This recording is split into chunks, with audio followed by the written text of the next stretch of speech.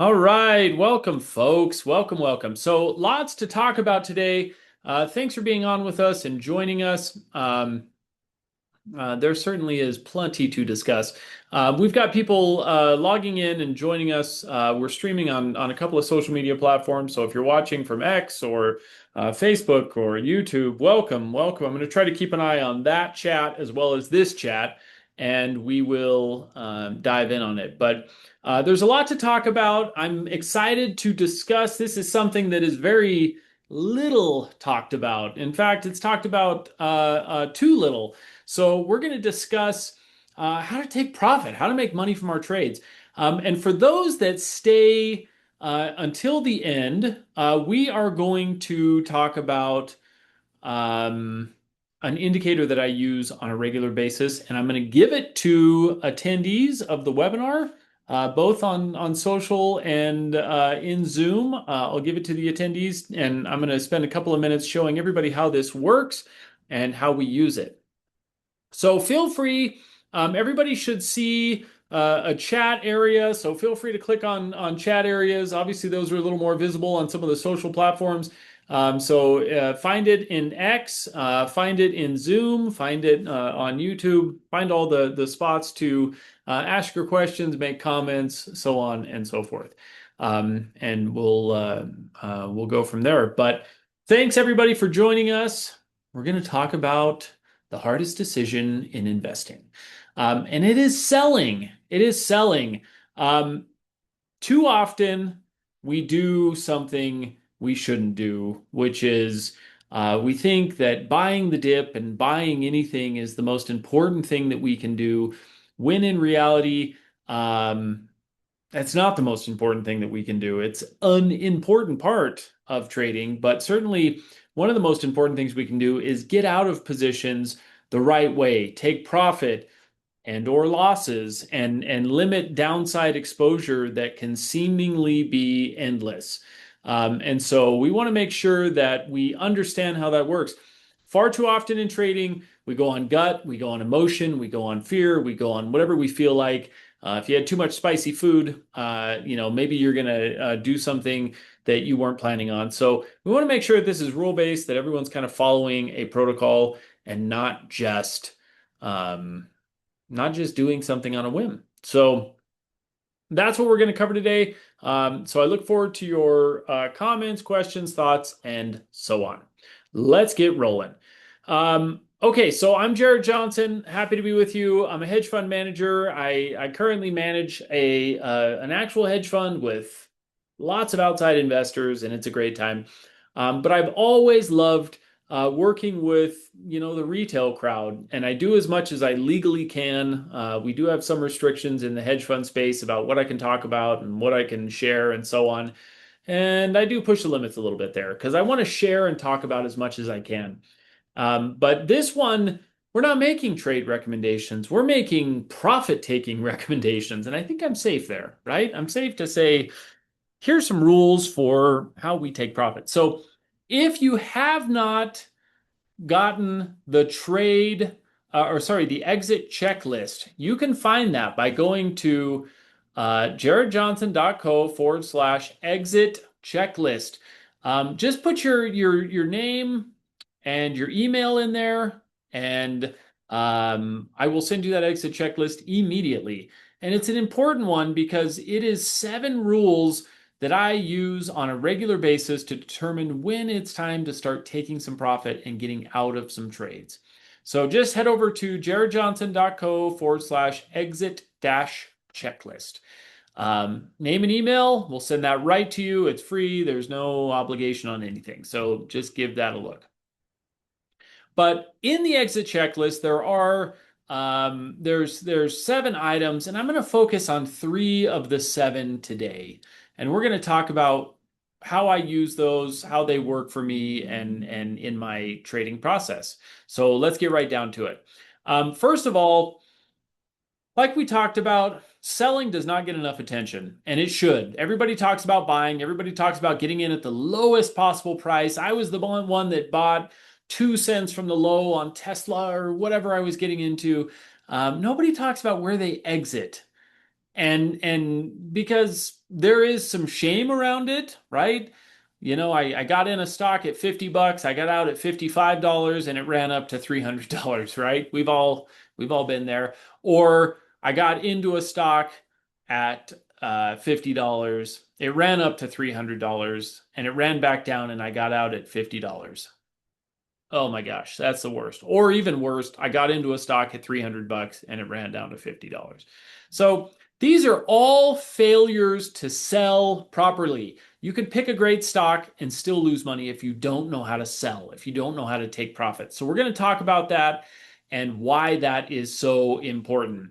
We get all this buy low, sell high chat, right? But when is high? What does high mean? How high is too high? So these are things that we need to be discussing, looking at, talking about, and making sure that we're familiar with what that means and how that functions and operates. So let's get in a little bit more to the weeds, if you will. Um, like we said, we've got to get away from emotion and get dialed in to rules and a process so that we're not holding on to our losers forever, selling our profits too early, doing all that. That's a mess and that is not good. So I know for a fact people here and people watching have gotten in at great prices, ridden things up, and we're right on back down. And that's a painful place to be. We don't want to be there. And there's a lot of easy ways to avoid at least a good chunk of that by just having a process. So we're not by any stretch of the imagination trying to predict tops of the market. When is the market going to stop going up exactly and start going back down? This isn't about doing everything perfectly. It's about getting rid of a little bit of emotion and being consistent, having a process, having some rules that we can review time and time again.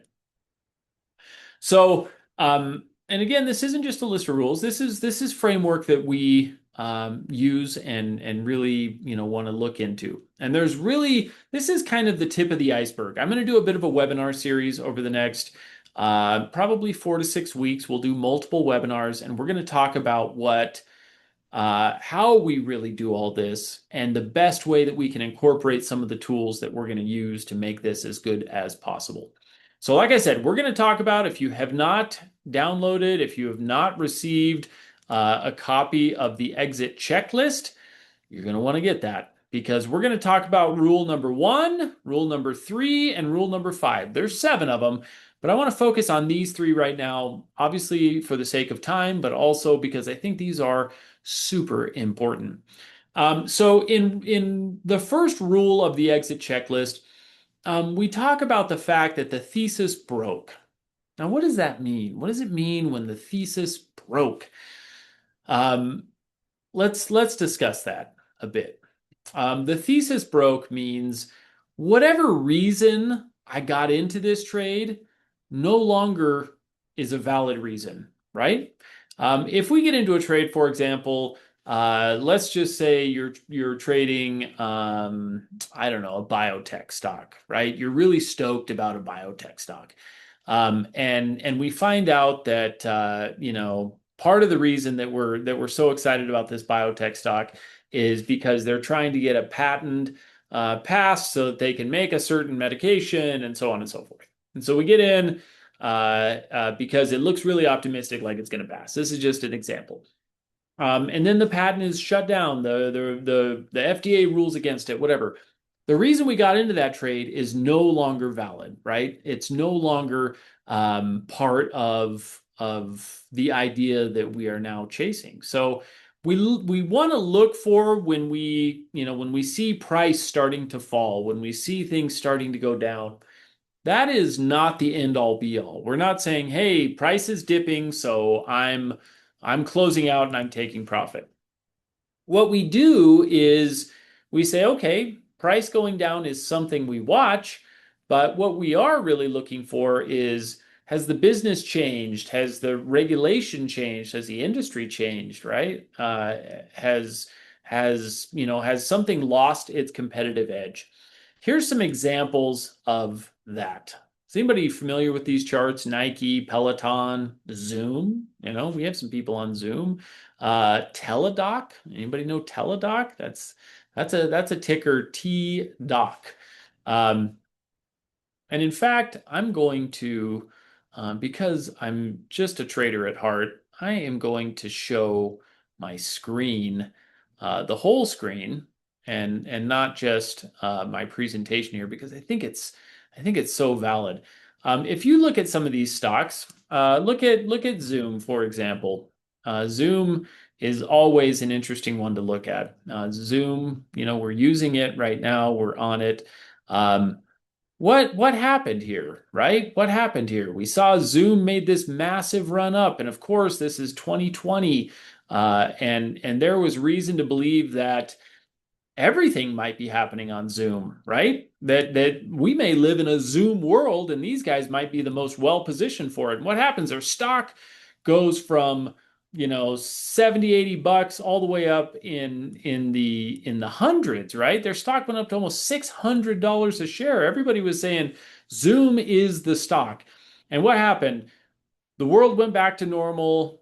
Everybody started meeting in person again, and so on. And Zoom dropped from $600 a share all the way down into the 40s and 50s. So that's a huge, huge pullback. Now, Zoom is still great. I use Zoom and I love Zoom, but the environment changed so that it no longer made sense for this stock to continue going higher, which is why it went the other direction. So we want to look for those kinds of things. Here's that Teladoc I mentioned. Same thing, right? All of a sudden we have 2020 and we think nobody's going to be going to the doctor anymore. We're just going to be doing these video chats with doctors. And so we see a telehealth company go from nothing to hundreds of dollars a share. And then, of course, everybody gets back to normal and this stock falls off a cliff. So these are things that we're referring to. This is what we want to try to look at and talk about. Nike has done a very similar situation. They've had a lot of headwind. So what we want to kind of avoid is, again, this doom loop, as I call it, right? Which price drops, hope increases. Okay, we're going to hang in there. And our sell discipline disappears and our losers get larger. So without a process, these kinds of things can easily happen and run away without us and cost us endless amounts of money, endless amounts of money. And that's the last thing that we want to have happen. So we want to make sure that we have a process so that our loss isn't the decision that's made for us. We want to make sure that we have some parameters and some rules so that we don't get stuck in that. Okay? Any questions, thoughts, comments, just send them over. Let me know. I'm keeping an eye on everything, but I kind of want to run through some of this and just make sure we get to it so that we can get to the indicator that I love using and that I think you guys will love too. Rule number 3 of our kind of framework and our checklist here: something better showed up. Now, remember, unless you have like Warren Buffett's trading account and you have an endless amount of money, you're going to run out of money at some point. You're going to invest all your money somewhere and you're not going to have any more money to put into new, better, great ideas that might be moving and might be running a lot. So remember, our trading accounts, we need to be efficient with them. We need to be efficient with them like we, are efficient with anything. We need to be efficient with our trading accounts like we're efficient with our own bank accounts. And maybe we're not efficient with our own bank accounts, but we need to be, right? And so when you're efficient with your trading account, you want to make sure that your money is in the best place and that we're not paying too much for opportunity costs. Sometimes we get married to a trade and we watch it go down and down and down. All the while we watch endless stocks go higher. And so we're tied up in this cycle of putting good money in a bad place and not being able to put our money in a good place, right? So every dollar invested in one place is a dollar that we can't put somewhere else. So what I like to think about, right?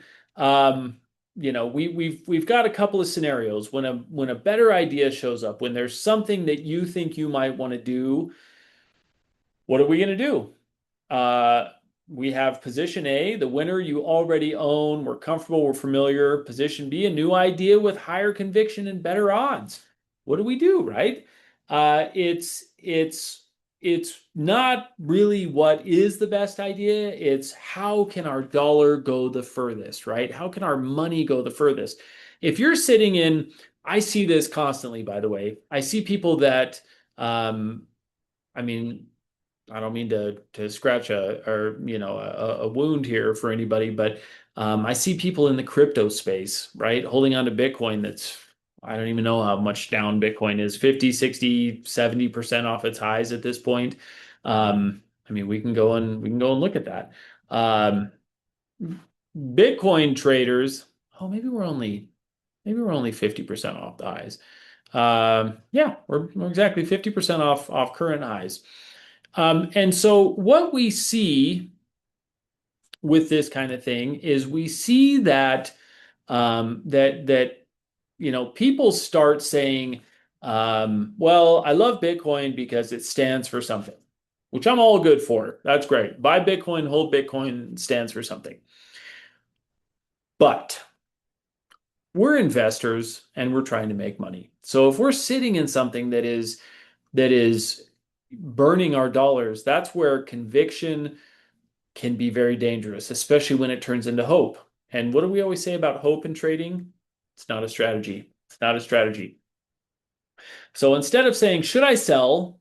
We should say, where is the next best idea that I can be in? If I'm sitting in a dog that's just not going anywhere or it's going against me, business has changed, things have changed. Where is somewhere better that I can put my money, right? That is the direction I want everybody's head to go in. Where is the highest conviction idea? Where is something that is doing something so much better?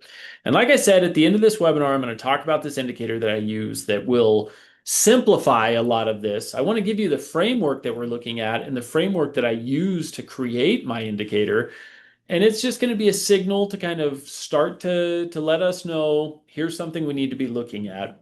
And then we'll run it through our framework. And again, if you have not downloaded or gotten our free exit checklist, just head over to jaredjohnson.co/exit dash checklist, and I'll get that over to you. But that's going to be super important. You're going to want to have that. So we've talked about number one, has the business changed? Has something significantly happened that we need to start thinking about a stock very differently than we have been? Number two, where is there something better that I could put my money to work? And we're going to talk about when I talk about my indicator, we're going to talk more in detail about that because there's some very, very super simple things that you can do to find a better, easier, quicker, better way to deploy capital. Rule number five is what is actually changing in the business under the surface, right? Is the business deteriorating? And we're not talking just the price of the stock. We're not talking the news. We're not talking the charts. We're talking what is actually happening within the business, right? And unfortunately, some stocks that I like, their business model is just not getting any better. Their underlying metrics are not getting any better. In rule number five here, I talk about, falling prices are one thing, but weakening businesses, that's a whole other thing, right? Our cash flows declining, our margins getting worse. Is competitive pressure taking over a stock? Where have we seen these examples? I mean, we can go right over here to one of my favorite stocks. I love this stock and I want to trade it so much more than I do, but I just can't because of obvious reasons right here. This is Lululemon, right? And what has Lululemon been doing? This is our retail, expensive high-end retail. The stock is currently down 77% from the highs of December of more than 2 years ago. So it's down 77% in the past couple of years. That's not great. It's right back to 2018 levels. If you loved this stock in 2018, you didn't buy it, well, you got another chance to buy it. But what's different over here than over here? And that is the underlying business has changed. The numbers have gotten worse. Lululemon Expenses are up, revenues are down, competition is all over the place. My wife loves Lululemon. She buys stuff from Lululemon all the time, but she's going other places now because there's stuff that's just as nice for a lot cheaper, and or some of the crowds are moving past Lulu and they're going for some of these other brands because Lulu hasn't innovated enough or whatever, or just the fashion is kind of getting passed up. So the competitive nature, not only are their underlying metrics not great, but the competitive nature has taken a major hit. There is tons of competition out there. 5, 6, 7 years ago, Lulu was it.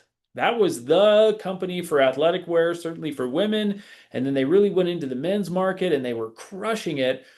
And then so did everybody else. And now there's so much competitive pressure that Lulu, they don't have a moat, right? Apple's got a moat. Apple, it's not like some other smartphone's just going to pop up and eat Apple's lunch. They have a huge moat.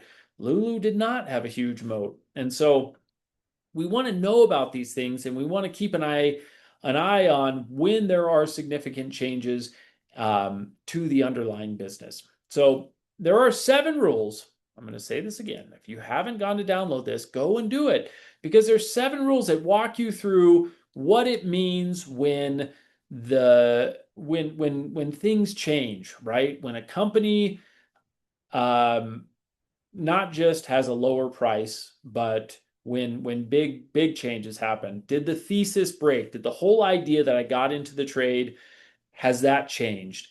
Did something better pop up? I've got money tied up somewhere. Is there something better that I should have my money in? And is the business getting worse? Because again, we're talking about selling, not is the business getting better, because that's a reason to hold on to it. But is the business getting worse?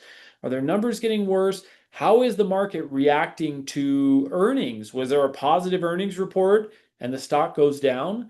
Market reaction tells us a lot. Positive earnings, all the outlook is good, the stock's going down. That means there's too many buyers in there and people are starting to take profit. They're starting to get out. They're starting to there are things that are known under the surface that may not be immediately visible. So it tells us we need to dig deeper. We need to find out what is going on. Is there something worse happening in the business side of things?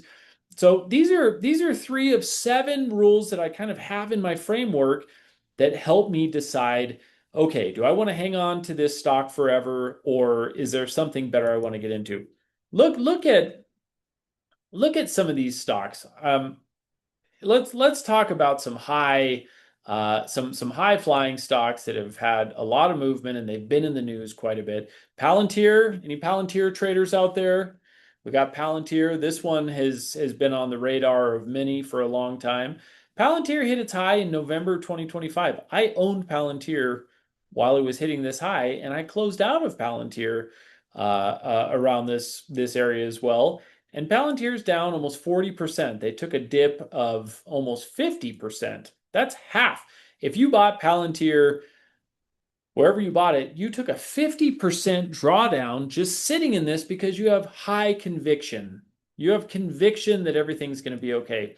Now, I talk to long-term traders all the time. That's a different animal. And what I think is long-term traders disguise a lot of conviction with hope, right? And you got to make sure that you understand what's happening in the company. You got to make sure that you understand how things are going so that you're not doing this kind of thing like Zoom did, where you take a 80% drawdown. That's the Cathie Wood kind of approach where her fund ran up a ton. She stuck with everything that she thought was going to be great. We call it hyper growth. We call it a 5-year time frame. And what was the ultimate result with Cathie Wood and the ARK Invest folk? An 81% drawdown, and it's taken years for them to get back to the point that they're only 50% drawn down from those highs. So we want to make sure that we don't sit through that stuff and hope that things are going to get better, that we are actively looking for, has the idea that I got in for changed? Is there something better I should have my money in? Is the business getting worse? The business of the stock that I'm buying. What I always like to ask myself, there's 2 things that I have kind of been saying to myself and asking myself throughout the course of my 25 years in the market. And that's number one. If I didn't own this stock right now, would I want to buy it right now? And if I'm sitting in something and maybe I've been in something for months and months and I'm in drawdown and it's a bummer, I ask myself, if I weren't in it, would I get in it right now? And that kind of starts the wheels turning, because if you say yes, absolutely, then buy more of it. Bring down your cost basis and make sure that you know that the thesis and the reason you're in is still intact, and that there's nothing better that you should be putting your money towards, and that the underlying business is still strong, right? And we're going to talk about how to look at some of those things. If all these are yeses, then hang on to it. If they're no's, dump the stock and move on. Now, there's a lot to strategies and ways around this, but I want to make sure that we have a good reason to, not sit and hold on to hope. So again, we're not trying to sell tops. That's super hard to do. What we're trying to do is avoid holding positions when there's no good reason to still hold the position. Now, I have created a very, very simple indicator that I use that at least gets me asking, right? It gets me thinking, it gets me wondering, is there something I should be looking at? Now, for any of you that are familiar with what I do and kind of how I trade very differently than a lot of people trade, and I love it because for me, it's a low stress, decently good return way to trade, and I don't have to worry about what happened overnight. I'm not interested in day trading. I'm not interested in taking tons of risk. What I want to do is make as much money as possible, as consistently as possible, and not be stressed out about it.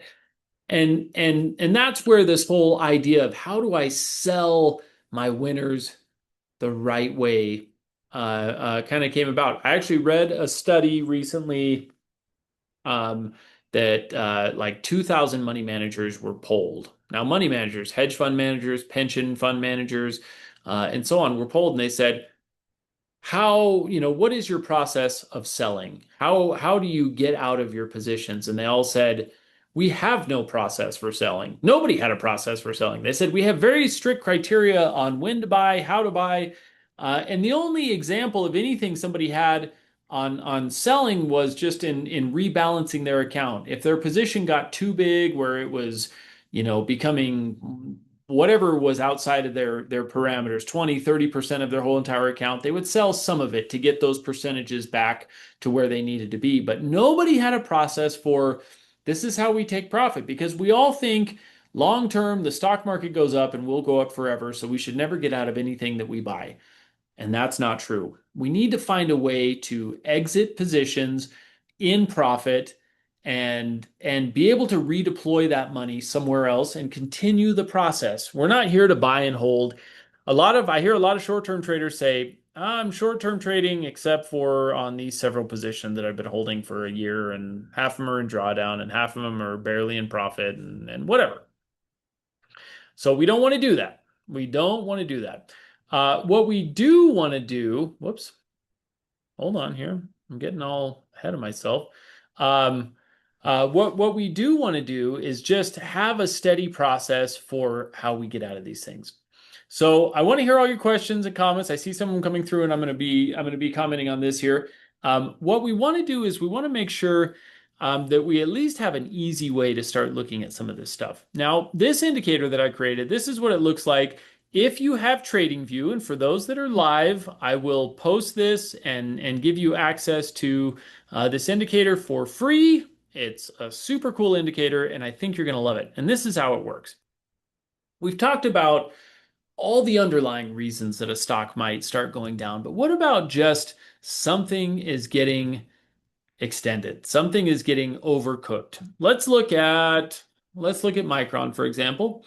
Micron has had this epic run. Micron spent all this time way down here, right? Stock was trading. It spent a lot of time in the 60s and 70s, and it, made its way up into the $100 plus mark. And if you go back even further, it just kind of kept going, and it was 30, 40, 50 bucks a share. And now it's gone through the roof, right? We have all this AI, we have all this need for computing power, and memory and so on, and chips, and we just see all these kinds of stocks just going bonkers. Well, what my indicator does is it looks very simply at this. This little yellow line is a 200-day moving average. Now, I don't live and die by moving averages, but remember what a moving average is the average price of the past X period. And for me, that's 200 days. So I look at the moving average period right here and I say, okay, where has the stock been with this moving average in relation to this moving average? And I was doing a lot of manual calculations and I finally made an indicator a while back where I said, okay, I'm going to look at this right here. And what my indicator does is it looks over the past three years. There we go. It looks over the past 3 years and it gives us a little bit of an idea of how this specific stock has behaved on this specific time frame. So I'm looking at a daily chart. Each one of these candles represents a day. And what this tells me right here, hopefully everybody can see this okay, but what this tells me is distance. It says 83.26%.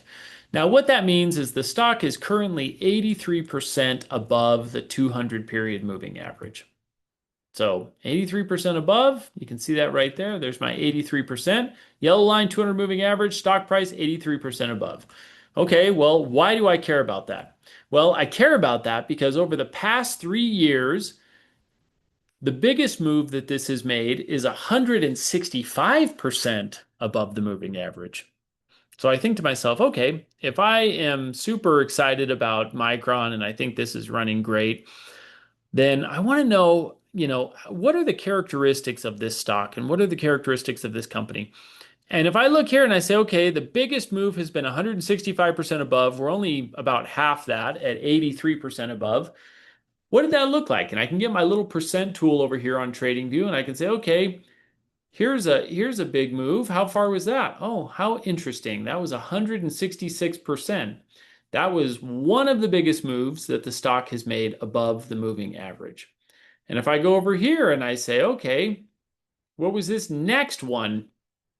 And that one was just a little bit less. That was about 150%. So the way that I use this is I say, okay, if I know that this is near or at one of the biggest moves away from the 200-day average price, then simply I can very quickly go and look at some of my things and say, okay, has anything changed about the business? And nothing really has changed here, right? I mean, these guys are, cash flow is great. They're making tons of money. Everything looks really good, but they're just simply overextended, right? Now, this is a great example of saying, well, I could hold this because the business has not changed, but I can also just look at the simple numbers of this is becoming overextended. This is just becoming overbought. Will there be a better chance for me to potentially get in at a lower price? Yeah. So if you got out at this biggest area here, it only pulled back a little bit and then it ran some more. But guess what? It pulled back a little bit. And it's sitting lower than where it was at that biggest extended move above the 200 moving average. Now, this was a pretty big one as well. This was a little bit less than the all-time biggest movement that we can see right here. And what did it do? It pulled back a bunch. So even if you got out right here, you missed a little bit of wild ride, but unless you were day trading that, you're still in better shape than you were right here. And how long is this? That is from June to July. That's 30 days that you could have put your money somewhere else, and it still hasn't even come back to that spot right there where it showed us initial overextension. We can do this a million times in a million places. We can go and look, and every stock's going to have a slightly different number. We can go look at, how about Microsoft? Anybody want to look at Microsoft? Microsoft has been on quite the sell-off move, right? And so what happened here? Right now, this is saying, our indicator is saying that Microsoft is 9% below the moving average. 9, almost 10% below the moving average. Now, in the past 3 years, this has gone 21% below the moving average, and it has only gone 23% above the moving average. So if I go over here and I look at Microsoft and I say, okay, whoops, here is that, my chart's being all ski-wampas here, but here's that 23% move, right, above the moving average. How big is this one right here? Uh, Quite a bit less, 15% above.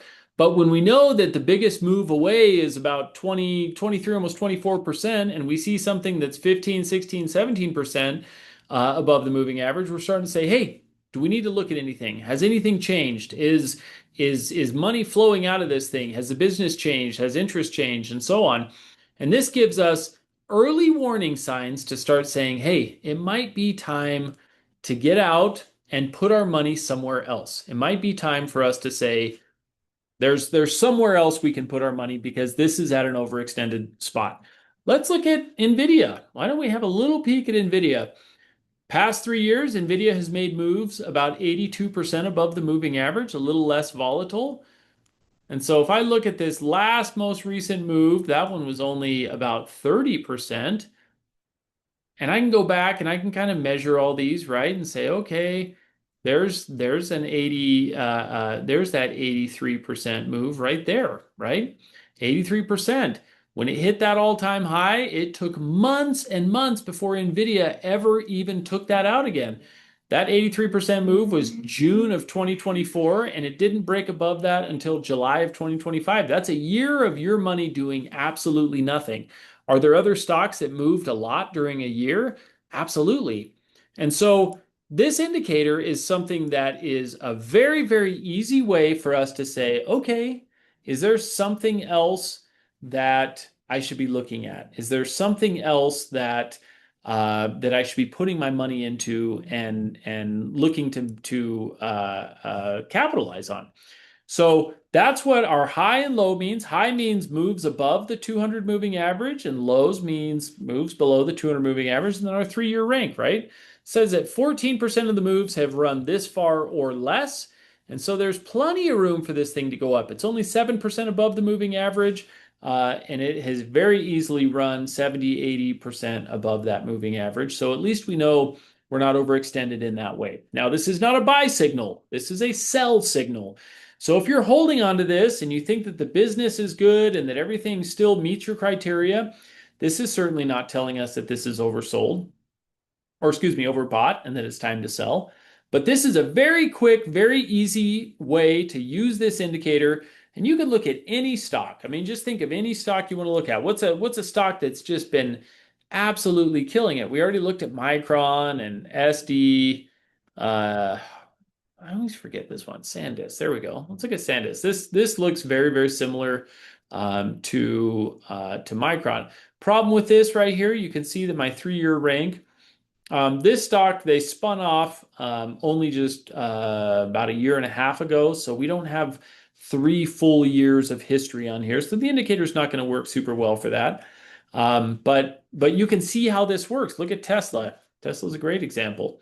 Tesla is sitting right about break even. Tesla over the past 3 years has made 88, almost 90% runs above that 200 moving average. So we know when we get to this spot, like for example, oh geez, let me get my indicator here. When we get to, a spot like this, how big of a move is that?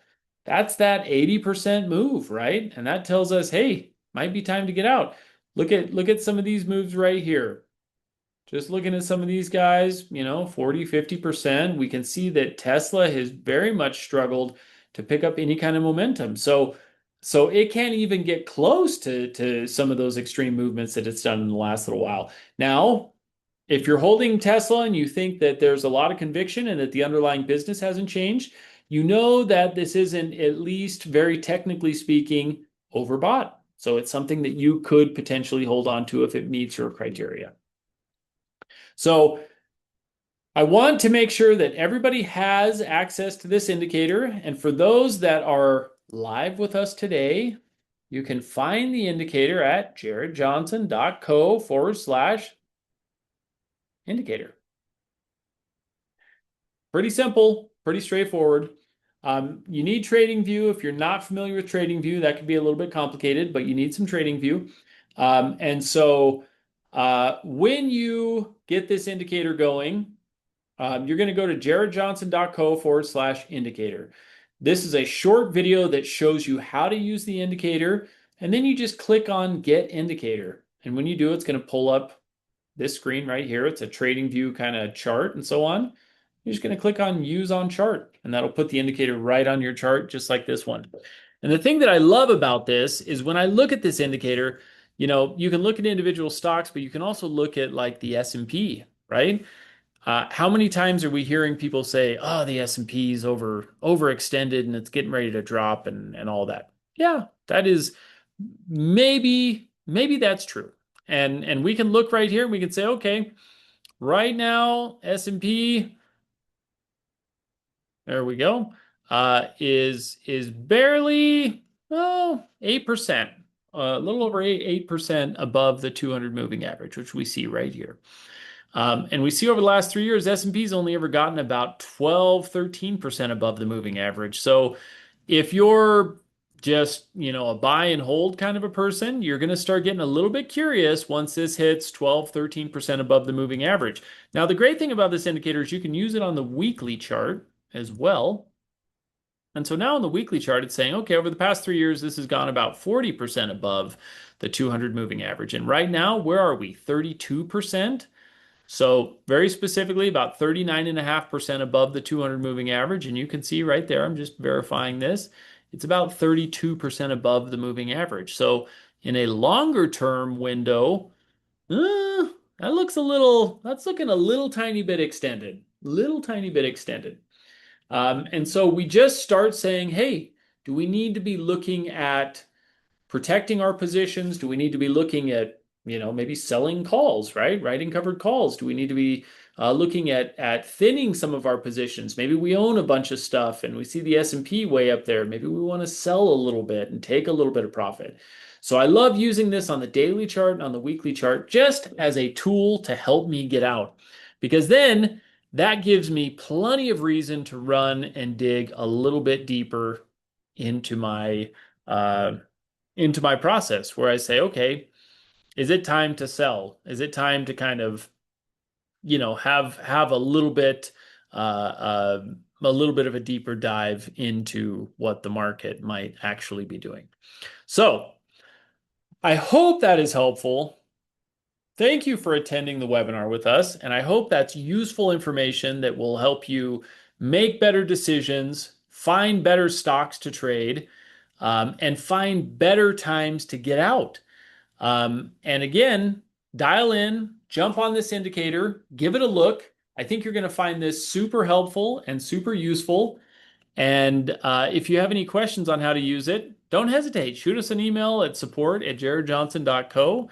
We'll get back to you. We'll let you know anything we can do to help. But I hope that's helpful. Thanks so much for your guys' questions, thoughts, comments. I saw a bunch of stuff coming through on social media as well. So thank you guys for participating. I hope I got everyone's questions answered. But download the indicator, give it a look. Make sure you go to jaredjohnson.co/indicator and then get our checklist from jaredjohnson.co/exit checklist. Thanks a bunch, guys. Appreciate you being on. I look forward to hearing from all of you and connecting with all of you as we continue on. I have a lot more webinars coming. We're going to talk a lot more about using some of these tools to make our trading more process driven. So thanks, folks. Appreciate you being on. Take care. Best of luck and happy trading.